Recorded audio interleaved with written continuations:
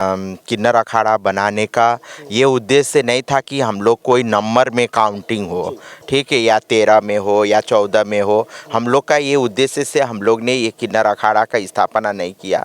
हमारा मेन उद्देश्य यही था कि हमारे किन्नर बहनों को मुख्य धारा में लेके आए और जो किन्नर हमारे किन्नर परंपरा और जो किन्नर अस्तित्व जो समाज से विलुप्त हो गया था उसको पूर्ण से स्थापित करने के लिए हम लोग ने किन्नर अखाड़ा का स्थापना किया। और बहुत सारे हमारे किन्नर समाज के अंदर भी जैसे मुगल काल आया और अंग्रेज़ों ने शासन किया, उन्होंने जो संविधान बनाया तो किन्नरों को कहीं ना कहीं समाज में रहने के बावजूद भी हमेशा अनदेखा किया गया था। तो इसके लिए हमारे किन्नर बहनें लोग जो अपने धर्म को छोड़ के दूसरे धर्म में गए थे तो उनको घर वापसी के लिए भी हम लोग ने किन्नर अखाड़ा बनाया। और मेन चीज़ तो हम लोग सनातन धर्म को आगे बढ़ाने के लिए और सनातन धर्म को मजबूत करने के लिए और सनातन धर्म को प्रचार करने के लिए किन्नर अखाड़ा स्थापना किए और हम लोग उस दिशा पे काम कर भी रहे हैं और हम लोग को सफलता भी मिला है।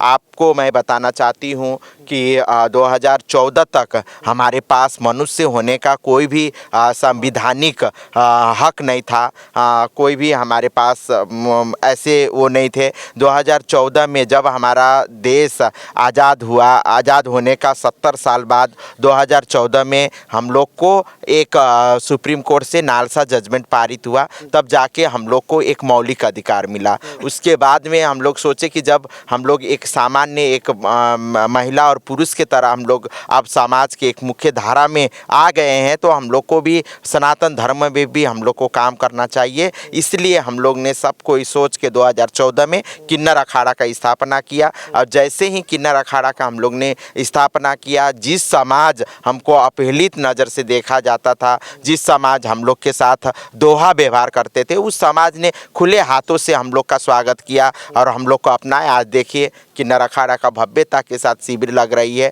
तो हम लोग भी इसी समाज का एक अभिन्न अंग है। तो मैं यही कहना चाहूँगी। अच्छा, जो संत महात्मा लोग बनते हैं जिसमें साधु बन रहे हैं, तो क्या सिर्फ किन्नर समाज के लोग होते हैं कि और भी समाज के लोग जैसे स्त्री पुरुष हो गए, दोनों समाज के लोग भी इसमें शामिल हो जाते हैं? हाँ, बिल्कुल सही क्वेश्चन है आपका।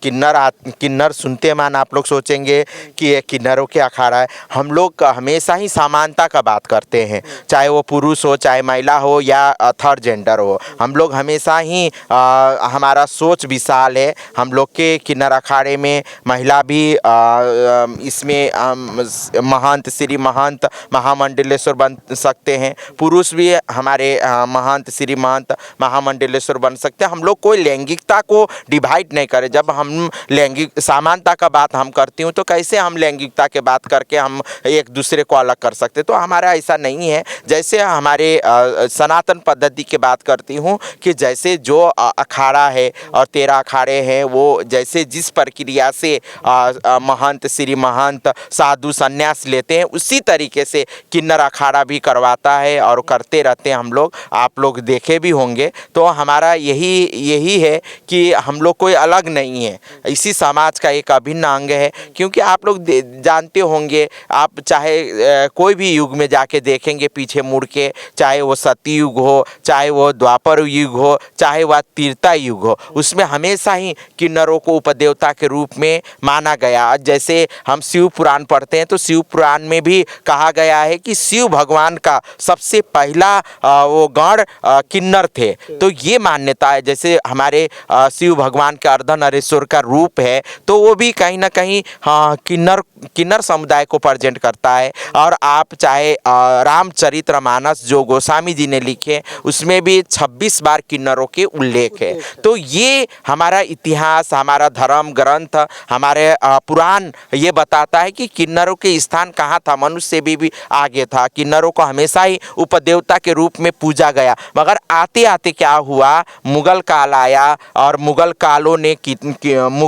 शासकों ने किन्नरों के मठ मंदिर से किन्नरों को उजाड़ के लेके गया और अपने धर्म में उनको गुलाम बनाया अपने घरों में। और इस तरीके से किन्नरों के जो मठ मंदिर था वो सारा टूट गया और सारा विलुप्त हो गया। और किन्नर परंपरा से एक हिजड़ा परंपरा आ गया और एक सनातनी परंपरा से एक मुस्लिमीकरण हो गया हमारे समाज में। ये बहुत बहुत बड़ा एक दुर्भाग्य है हमारे समाज के। और फिर अंग्रेजों लोग आए, अंग्रेजों ने हमारे देश में शासन किया। ऐसे आक्रांताकारों ने हमारे किन्नरों को 377 धारा करके हम लोग को एक अपराध के श्रेणी में डाल दिया गया। तो कहीं ना कहीं हमारे अस्तित्व को ही ख़त्म करने की कोशिश हुआ। और मगर हमेशा ही सत्य का जीत होता है। आज देखिए 500 बरस के बाद राम भगवान का मंदिर बनता है तो वो सत्य का जीत है। तो ये भी सत्य का जीत है।